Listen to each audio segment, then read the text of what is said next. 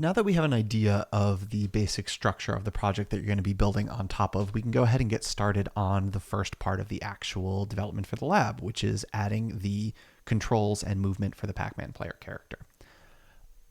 From the first video, you might remember that we have this start tile prefab prepared here, and that's where our actual Pac-Man is coming from. In the prefab, there's this player game object, and it already has a player script attached to it.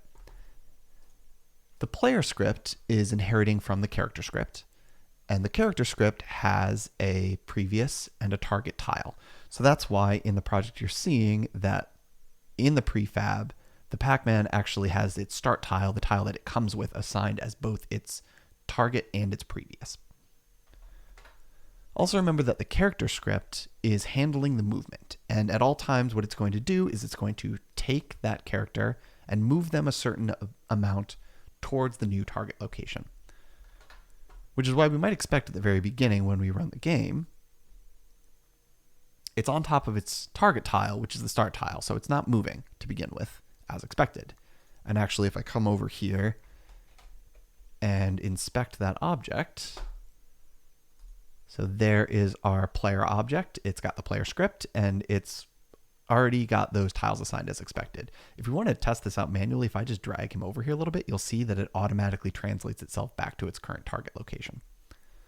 So all we're really going to need to do is we're going to need to, at any given point, make a decision about the next direction that the Pac-Man character needs to move.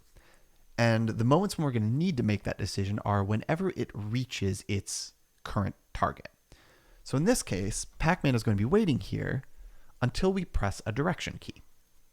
And every time it reaches an intersection, Pac-Man is going to make a choice. Either, if a direction key is pressed, and that direction is a valid direction to move, we want it to set the tile in that direction as the next one. So if it had moved over to here and I was holding the up key, it would turn and go up towards the next tile. Otherwise, if I'm not pressing anything, we're going to just keep going forward for as long as we can until we hit a blocked tile. And that's the basics of what we're going to need to program today. So how are we going to do that? Here is the player script that's already been prepared for you. And as is mentioned in the comment I've left here, we're going to write code to control the player's movement, and do that by calling setTarget on the parent class. Now, to start, the first thing we want to do is we only really need to decide if we're setting a new target if we're at our current target already. So let's check if we've reached our current target. Easy enough. We can check if our current position is the same as our target, transform, position. Great. So now in here, we need to write the code to say we've reached our target. Do we need to set a new target? So the first thing we're going to do is we're going to check if any directions are pressed and the tile in that direction is a valid tile. In other words, if it's an open tile. Typically, I might not do this. We could get more clever and not write out a bunch of conditionals, but just for clarity's sake, we're going to do it by just writing all of the different conditional cases we might see. If you want to try to condense that and do something a little more clever, go for it, but this is totally valid as a starting point. So let's start by checking, are we pressing the up key?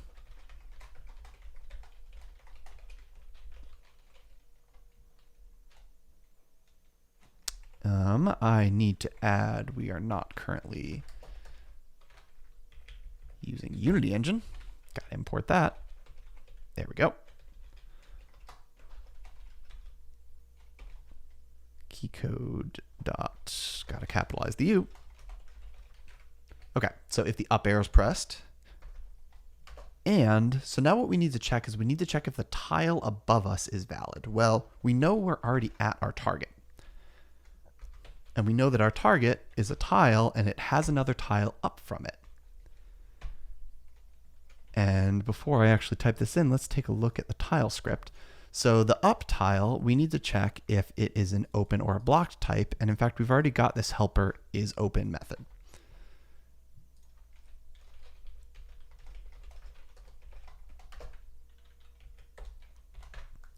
So now what we're checking is we've reached our destination.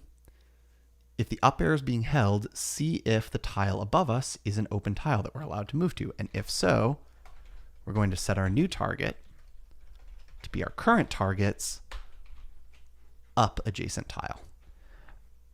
And if we look over in our character script one more time, set target is doing two things. So I could just set, because I have it as a public instance variable, I could just set it, but that's going to cause some weird things because we need to track our previous tile.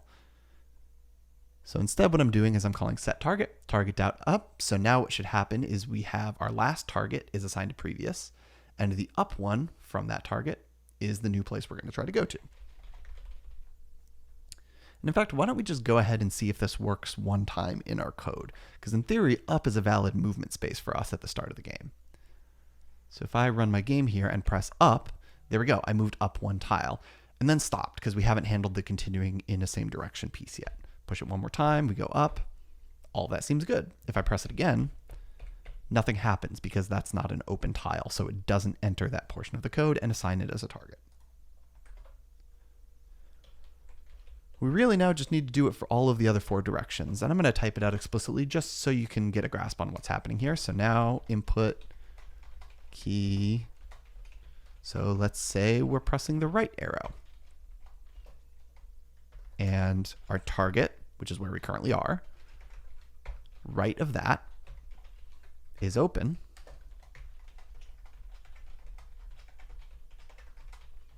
Set it to be our new target. Forgot to type an if here, else if. And again, did I type something else wrong or is it just lagging?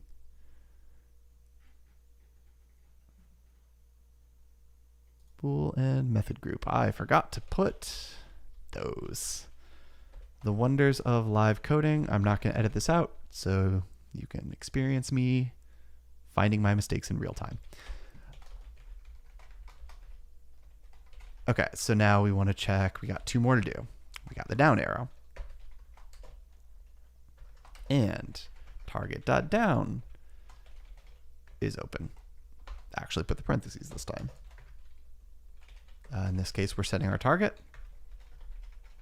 to be that tile below us. One last time. If the left arrow is pressed, and the left space is open, set target the left one. So in theory now what we should have is at any given point I'm going to reach a new tile, land right on the pellet of that tile if it's a pellet tile, stop, and then move in whatever direction the next arrow key I press is, as long as that's an open tile. Or because I'm using get key, not get key down, so you can be holding it before you reach the destination. As long as it's held down when you get there, it's going to work. Let's try it and see if I did this right. Over in the game, if I hold up, right, down, right,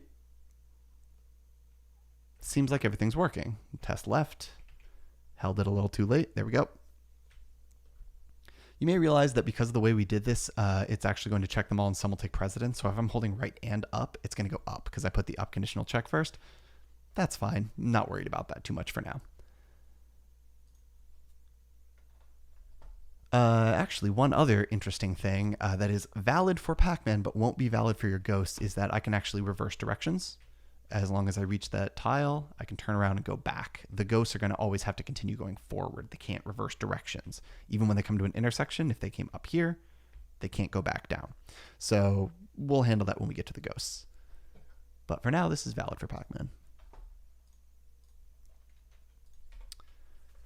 What else do we have to check? So now we want to know if we aren't holding any keys, are we allowed to just keep moving the way we're going? And once again, usually might try to avoid writing this many conditionals, but let's just write it in conditionals so that it's easy to see. So else, none of the arrow keys were held, or there was no valid move path in the direction that they were held. I'm going to need to check if we have the option of continuing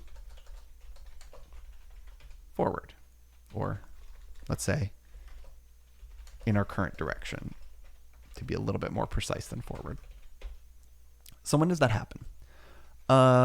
It's going to be based on what our previous tile was. This is why it's important that we're calling set target and not just setting the target instance variable, because that's handling our previous setting. And here comes some more conditional checks. We have 4 situations to check once again. If down is previous. So I'm going to check, I've reached my target. Is the tile I just came from the one below me? Because if so, I want to keep moving up. And of course, we have to check that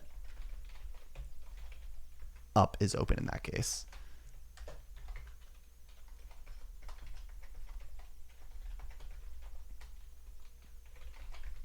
Okay, so we already know if we've reached this point that none of the arrow keys are being pressed in a way that would allow a valid movement.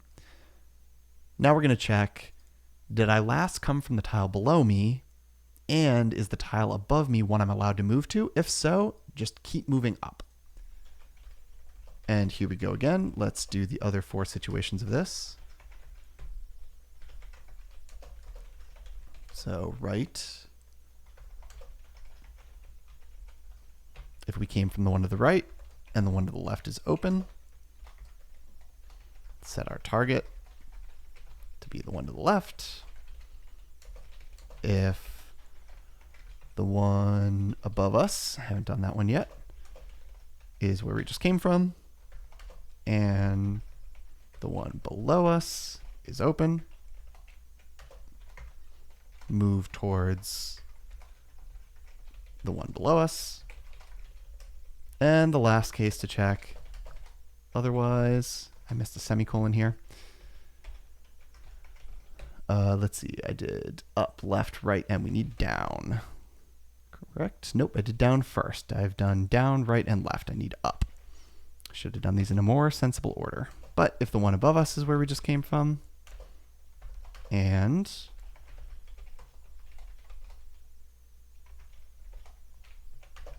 the one below us is valid,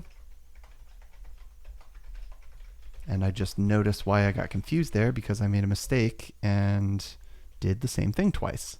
I have done down, right, up, left, right, right. Let's go through and just double check me there, because I probably still have something wrong, like this typo. Okay. No keys are pressed in a way that allows us to move. If we just came from the down and up is open, we go up. If we just came from the right and the left is open, we go left. If we just came from up and down is open, we go down. If we just came from the left and right is open, go right. So up, left, down, right. We got all 4 cases. Let's try it. I have a compiler error. I didn't save it after correcting my typo. There we go. Okay, so here we are. And now this time I'm going to press just up once and then let go. And it'll keep moving up. Same if I press right, down, left. I guess left didn't really show because it wasn't far enough. But if I hold left now, I'm going left and hands are free and we're still moving. So this effectively gives us all the movement that we need for Pac-Man. I can make my way around the board at all times. I'm allowed to make any of the valid movements. If I hold down, when I reach the intersection, it'll go down so that you can prepare for a turn before you get there. And I'm allowed to reverse directions to attempt to avoid the ghost. And that covers it for the control and player movement of the Pac-Man character. So next up, we'll be starting to add some ghosts and give them movement controls.